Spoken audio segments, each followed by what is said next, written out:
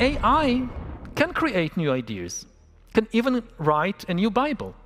Throughout history, religions dreamt about having a book written by a superhuman intelligence, by a non-human entity. Every religion claims our book, all the other books of the other religions, humans wrote them. But our book, no. It came from some superhuman intelligence. In a few years, there might be religions that are actually correct. Just think about a religion whose holy book is written by an AI. That could be a reality in a few years. Well, we are now almost like gods in terms of our powers of creation and destruction. We now have the power to create new life forms, but also to destroy much of life on Earth, including ourselves. We are facing two really big challenges. On the one hand, the threat of ecological collapse. On the other hand, the threat of technological disruption. We are creating extremely powerful tools like AI that could undermine human civilization. And maybe the worst thing is that instead of uniting in order to face these common challenges to our species, we are dividing, we are fighting each other more and more. There are rising tensions on the international level. There are rising tensions within societies. One society after the other is really on the brink of collapse. AI is fundamentally different from every previous information technology. It can make decisions, it can create content by itself. We were never faced by this kind of technology. And so we have no idea what the outcome would be in 10 or 20 years in terms of education or of anything else.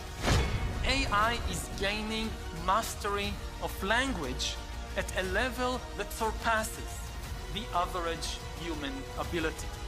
And by gaining mastery of language, AI is seizing the master key, unlocking the doors of all our institutions, from banks to temples.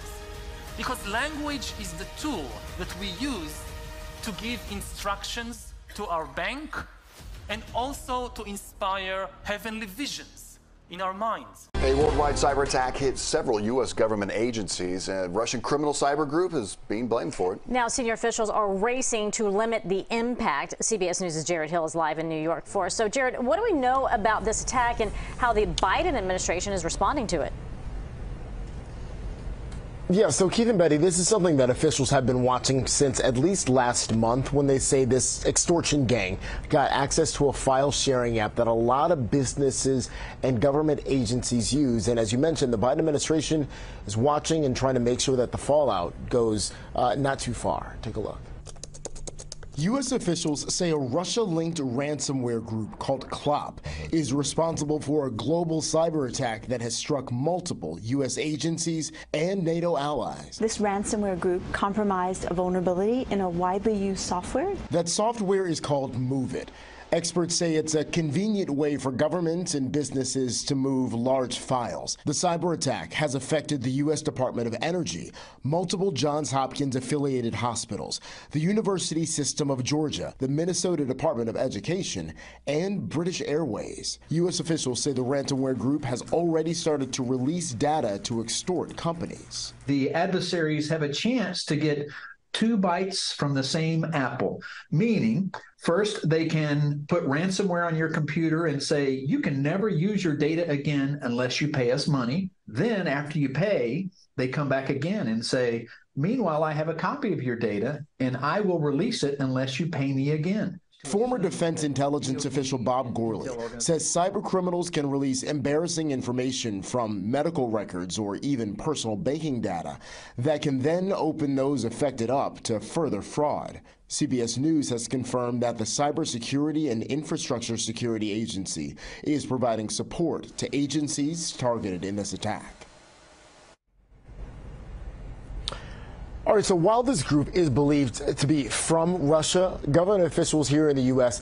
are telling reporters that there's no evidence the hackers are coordinating with the Russian government itself. Also, Keith and Ben. Pandemic-era masks making a rapid comeback.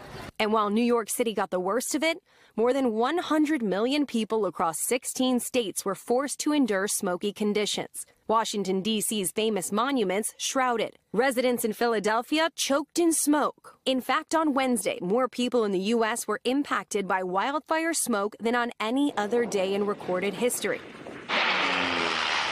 The cause? Hundreds of wildfires raging across the border in Canada. Strong winds in the upper atmosphere taking all that smoke and pushing it down across the eastern half of the United States. These major population centers, which themselves are potentially hundreds or even thousands of miles from where these fires are actually burning, are very much at risk of public health emergencies from these extreme smoke pollution episodes. Canada's Prime Minister saying our warming planet is to blame. Year after year, with climate change, we're seeing more and more intense wildfires, and in places where they don't normally happen.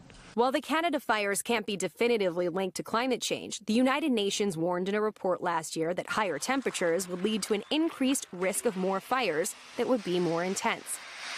Americans living on the West Coast have been dealing with smoky air for years. Researchers saying man-made climate change accounts for at least 2/3 of the increase in wildfires there. No matter the cause, I'm definitely congested here, and my throat is a little, I'm kind of losing my voice. The health risks are clear. In the short term, probably no significant long-term consequences, but over and over again, that kind of exposure can certainly lead to a little bit of lung damage, even to an individual who doesn't have any underlying problems. This week's Hazy Skies, a stark reminder when it comes to the environment, Mother Nature knows no borders.